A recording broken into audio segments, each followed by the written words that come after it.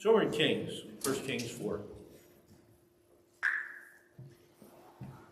And 1 Kings 4, when we start out, it's going to be talking about wisdom. You know, wisdom, when you talk about wisdom, it doesn't matter you doing everything. It's putting the right people in the right places, isn't it? God didn't make us all do everything. We were made to put other people in charge and let them do what their gifts are, aren't they? So let's start reading. And King Solomon was king over Israel. And there were his officers, Azariah, the son of Zodach, the priest, Elathar, and Elijah, the son of Susha, scribe Josaphat, and the son of Aldar, the recorder, Bazar, the son of Jethro, over the army of Zodach, and Abiathar, the priest, Azra, the son of Nathan, over the officials of the son of Nathan, a priest and the king's friend, Ashar, over the household of Adon, and the son of Ad, over labor. And Solomon had 12 governors over all of Israel who provided food for the king and his household. Each one made provision for a month of a year. So here he is, he's putting in charge of the people he wants in charge of this stuff. But he did do one thing different than his dad, David. As you look here, when he starts putting the importance, you always put the important people first. And what does he talk about first? He put the priest in charge, didn't he? The first thing he did was put a priest in charge. If you look back at David, what did he put in charge first? He put in charge of somebody for the army. He put somebody in charge of the fighting. What was David known as? He was known as a king, a fighting king, wasn't he? Solomon's known as a peaceful king. So what's the first thing he's doing? He's having a priest put in front. His priorities are different already than his dad's. They've changed it. He's already changed it. And you know, he goes down here, and if you look on verse 4, there's something there. He says, Benai, the son of Japheth, over the army of Zodach, Abirai, the priest. Well, remember that Abiathar, if you go back to 2 Kings 26, and to Abiathar, the priest of the king, said, go to Abiathar into your own field, and for you deserve to die, death. Well, you will not be with death, but you will not be carrying the ark of God. So wait a minute here. He was taken away from the priesthood, wasn't he? Solomon took him away from the priesthood. But he's given him a name. He's actually saying, he said he's the priest. He's the priest, one of the priests, right? Guess what? He didn't put him in charge of anything. He just gave him a name. Is it good just to have a name and not do anything? No. Really, it isn't. It doesn't do you any good, does it? So Solomon put him in there, but he didn't use him. He's put in there out of respect. But then in verse 5 he said, Azar, the son of Nathan, over the official Zuba, the son of Nathan, a priest, and the king's best friend. Wait a minute. What was one of Solomon's best friends? He was a priest. Where was Solomon getting his advice from? When you talk to somebody, don't you share the most with your best friends? When you're sharing something with a friend, you're going to tell them. Guess what? This is what made Solomon stronger. It was Nathan. Now, they can't figure out which Nathan it actually was. He had a brother Nathan, but then there was also a prophet Nathan. They think it's that prophet. But he put all these guys in charge. And then he had the 12 governors. So he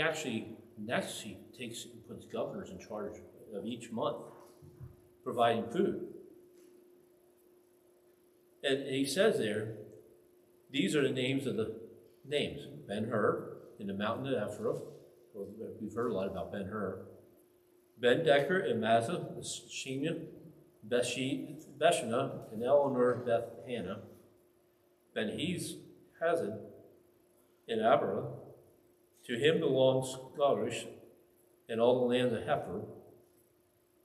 Ben Abner and all the region of Dor. He had Tabitha, the daughter of Solomon, as a wife. Benah, the son of Alor, and Chersha, Mega and Bethashena, which is beside Zetain, below Jezreel, from Beth Shena to Abramel, as far as the other side of Judah. Ben Gabra, a Roman Gilead, to him belonged the town of Jar, the son of Mas, and Gilead. To him also belonged the reign of Arab and Beersheba, 60 large cities with a wall of bronze gate bars. Abra, the son of Ada, and Mahal, Ahams, and Nathotal. He also took Basemath, the daughter of Solomon, as a wife. Benah, the son of Asher, and Asher, and Allah. Josaphat, the son of Paris, and Azachariah.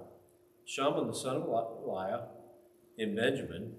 Gerber, the son of Uriah, in the land of Gilead, in the country of Sisera, the king of Amra, and Og, the king of Bashan. He was the only governor who was in the land. So he used 12 different tribes, didn't he? Why would you go ahead and mention them?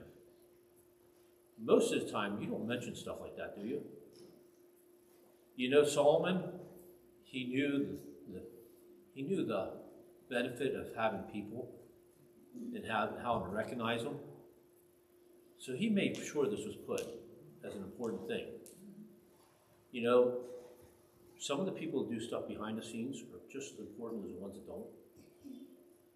And see, with his wisdom, he knew that. So he realized that, and he's like, we need to mention these people because they're just as important as everybody else. The little things are just as important as the big things. And we need to realize that. There's nobody here that isn't as important as anybody else. Each one of us are just as important. And we all have a reason to be here. And Solomon, in all his wisdom, he realized that. He realized that he couldn't do everything. And he had to have these people put in charge. And he had to have them following through, because if you're taking care of that many people, there's no way you can know every problem. So you have to rely on other people. And in the church, that's what we're supposed to be doing. Every one of us are supposed to be doing our part. We're supposed to be filling in where God has put our talents at, right? And then he goes on verse 22.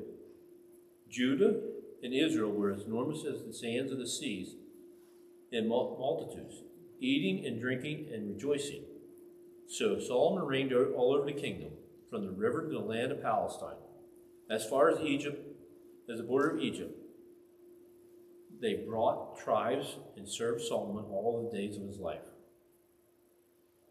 So wait a minute here. It tells us how big Israel was, don't it, back then? It says it was from the river to the land of Palestine, as far as the border of Egypt. So we said, lots of times we hear people fighting over where Israel should be at. There is it does say here in the Old Testament how big it actually was. That is the land they own. But we could fight over that, but it's not something we're fighting over. We have to worry about it. We know Christ is coming, and all that's going to be given back to him. And we know who's in charge. We can fight over that all day, but that's not a matter to fight over. Now, Solomon's provision for one day, verse 22, for one day was 30 cores of fine flour. A core, of course, is a 50-gallon barrel. That's how much it is. So you just think about that. He had 35-gallon, 50-gallon drums of flour a day, 60 cores of meal, 10 fattened oxen, 20 oxen from the pastures, 100 sheep, besides deer, gazelles, roebucks, and fattened fowls. So he had enough food, they figured, to feed about 1,500 people a day. So he wasn't just feeding his servants. He was probably feeding people in the community too and all that. So he was actually, that's how much he used just in one day. That's a lot of food, if you think about it. In verse 24, he says, "For he had domain over the reign of this side of the river, for Tasheba, even in Gaza, namely over all the kings on this side of the river. And it had peace on every side all around him.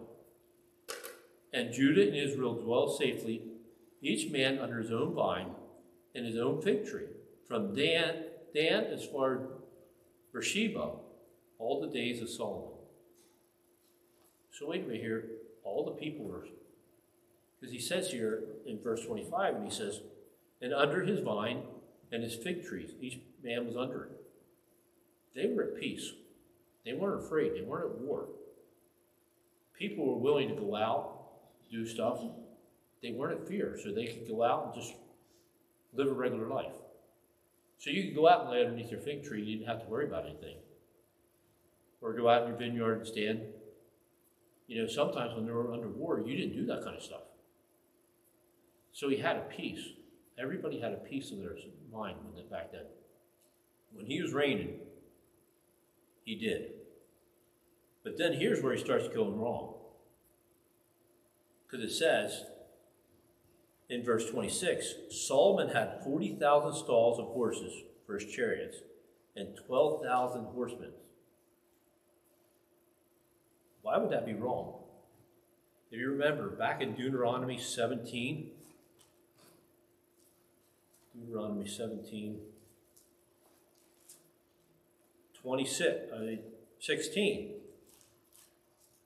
he was talking about the kings here. "But he shall not multiply horses for himself, nor cause the people to return to Egypt to multiply horses. For the Lord has said to you, you shall not return that way again." Wait a minute, if he has 40,000 horses, who's he starting to rely on? He's starting to rely on himself, isn't he? He's starting to rely on his own power. Because what happened with Moses, when they crossed the Red Sea, what happened to all them chariots? They got washed away, didn't they? So Solomon here is starting to pick up little things that he's starting to fail at following what he should. And this is one of them. I mean, he started getting things that he had a lot of army. And we're not supposed to rely on the army. We're supposed to rely on what God has for us. He'll take care of us. And then 27, "And these governors, each man in his month, provided food for King Solomon and for all who came to King Solomon's table. There was no lacking in their supplies. They also brought barley and straw to the proper places for the horses and steed, each man according to his charge. And God gave Solomon wisdom, exceedingly great understanding, and largeness of heart like the sands of a seahorse. Thus Solomon's wisdom excelled wisdom of all men of the east and of the wisdom of the Egypt. For he was wiser than all men, than Ethan, Azarah, Heman, Calcol, and Darian, the son of Mal, and his fame was in all surrounding nations." So here's Solomon, and what's he known for? He's known for his wisdom, isn't he? He's made peace. He's taken people and he understands people. And he's using his wisdom on how to do things. what God gave him. You know, we're supposed to be doing the same thing. And we have to learn using the wisdom we have. You know, if somebody's trying to think of, how do you know if somebody has wisdom? It's not by how much money they have. It's not by how much power they have. It's on how they use the stuff they have and provide and take care of the people, isn't it? If we're not taking care of the people and we're growing something, is it any good? It's not any good, is it? And this is what Solomon realized. But here's something I never realized. In verse 22, he said, he spoke 3,000 proverbs, and songs were 1,005. Wait a minute. We don't have that many proverbs in the Bible. Because he said that he had 3,000 proverbs. He wrote. And he had 1,500 psalms. There's a lot we're missing, isn't there? He wrote a lot. He was really smart. In verse 13, he says he also spoke of trees, from the cedar trees of Lebanon, even of the hospice and springs out of the wall. He spoke also of animals, of birds and creeping things, and of fish, and men of all nations, from all the kings of the earth, who he had heard of his wisdom, come to hear the wisdom of Solomon. So he was very well educated, because you think he spoke of the trees. He knew all the trees. He knew of the cedar trees in Lebanon. He knew a lot. He spoke also of the animals, the birds, creeping things, fish. So he was very well educated. He wasn't dumb, but he knew how to use that wisdom he had, didn't he? And he was king over all the nations. You know, we have to watch out, because we have to make sure somebody's using the wisdom, because if we're not using the wisdom, you can do great things without using the right things. Look at Moses. When he struck the stone in anger, didn't the water come out? God even used him, even though he did it the wrong way, didn't he? So we have to watch. With leadership, everything we do, are they using the wisdom that's like Solomon has? Because how do you grow God's kingdom? It's using that wisdom. And it shows us even the littlest people, no matter who we are, everybody's just as important as everybody else. And Solomon realized that. And we need to realize that in our lives. Let's go to prayer.